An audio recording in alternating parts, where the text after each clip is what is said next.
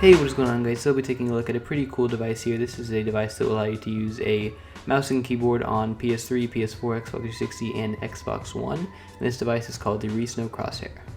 So being able to use keyboard and mouse is pretty cool. The Reasnow Cross Hair is also compatible with joysticks, steering wheels, arcade sticks, and fight sticks, meaning you can use your previously PC-only hardware on your Xbox 360, Xbox One, PS3, and PS4. Inside the Crosshair's box, we just have a mini USB cable for connecting the Crosshair to the PC and the console. We also have a quick start guide, and then we have the actual Crosshair itself. We don't have any discs for drivers or anything like that because you do all of that online, which is very nice to see because discs are kind of annoying to deal with anyway. On the actual Crosshair itself, we have 4 different ports on 3 sides of the device. On the first side, there are 2 ports for our keyboard and mouse. On the second side, there is a single USB for connecting the console's controller. Then on the final side, there is a mini USB for connecting the Crosshair to either your PC or your console. The Crosshair does feature a seamless aluminum enclosure, which makes it feel very nice. It has a good weight to it, and it just feels like you've purchased a premium product.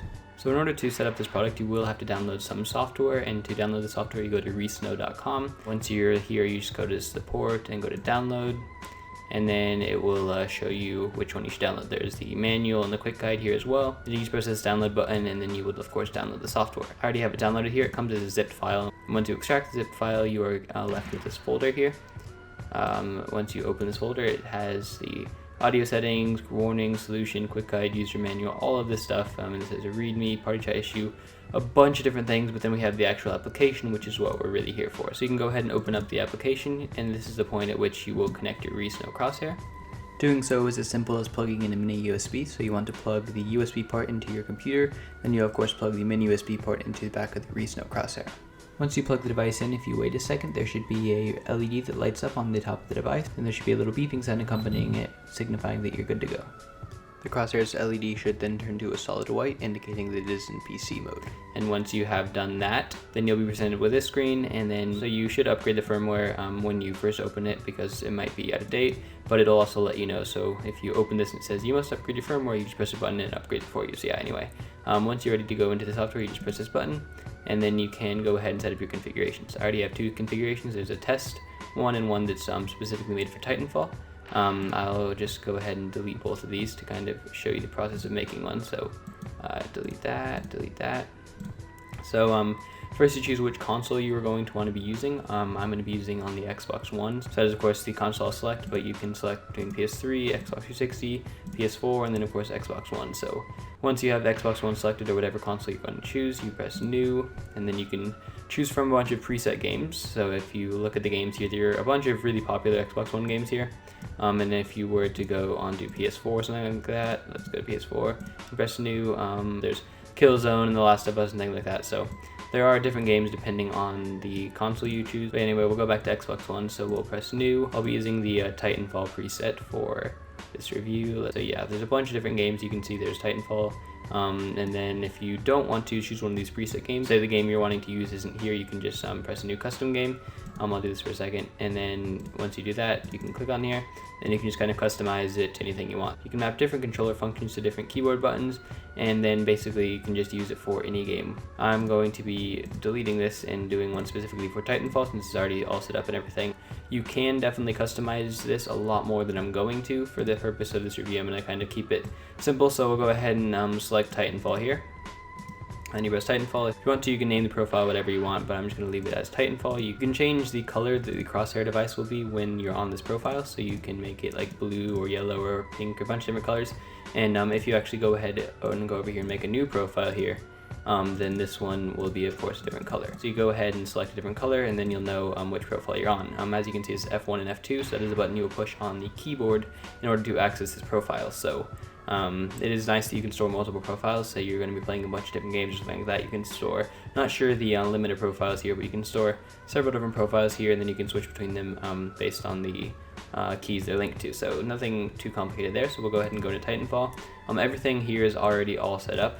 You can select primary and secondary mapping. Before the primary mapping, you can change the mapping of each of the buttons here. So say you want the Xbox One's home button to be I or J on the keyboard or something like that, you can press OK here, and then it'll be J. So when you press J on the keyboard, it'll simulate pressing the Xbox One's home button. I personally think leaving it at escape is our best bet. And here you can see that it's right mouse click and left mouse click and all of that. So That is just for the triggers, so that's definitely something I would leave, because it's basically like on PC.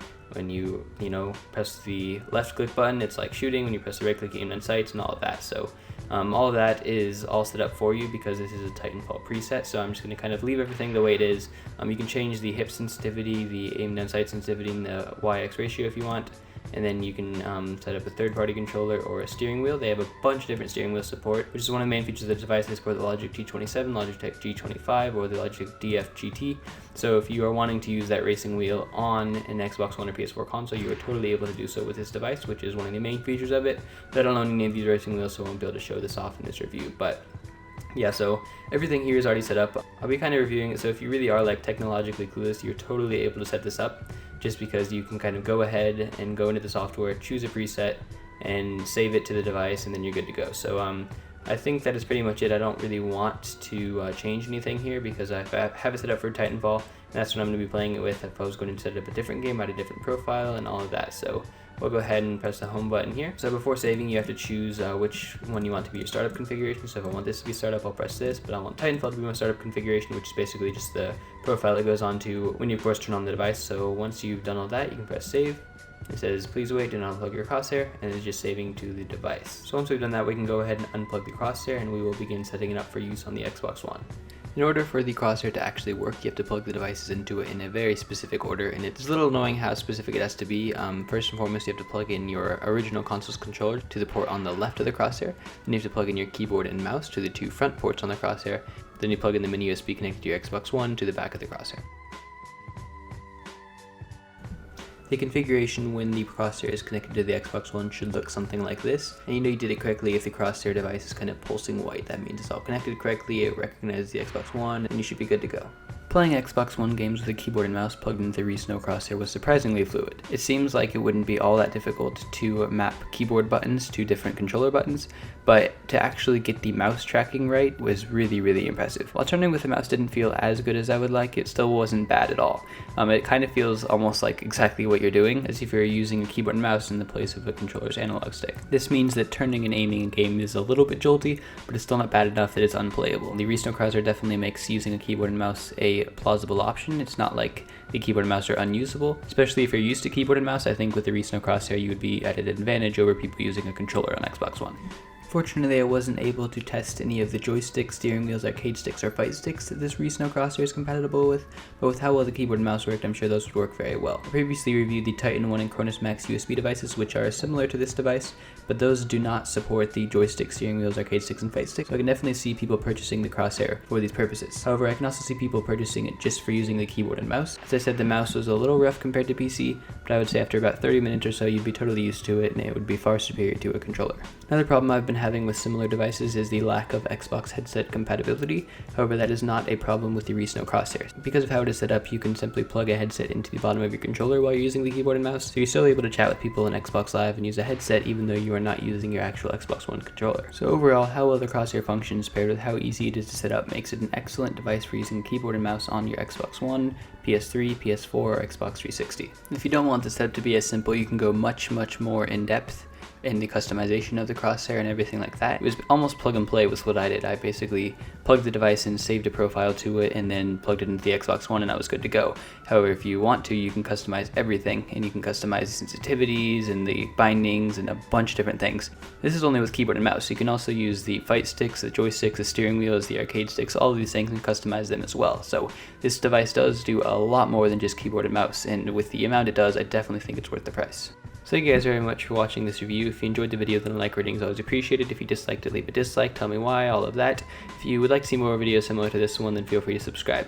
I'm actually going to be doing a giveaway of this Reasnow Crosshair since I have two here, so if you're interested in possibly winning one of these, keep an eye out for the giveaway video. It'll be through Giveaway Easy, just like all of my giveaways are, and all the details will be explained in the video. But yeah, anyway, this has been Jordan from Joe Reviews. Thank you guys for watching, and I'll see you in my next review.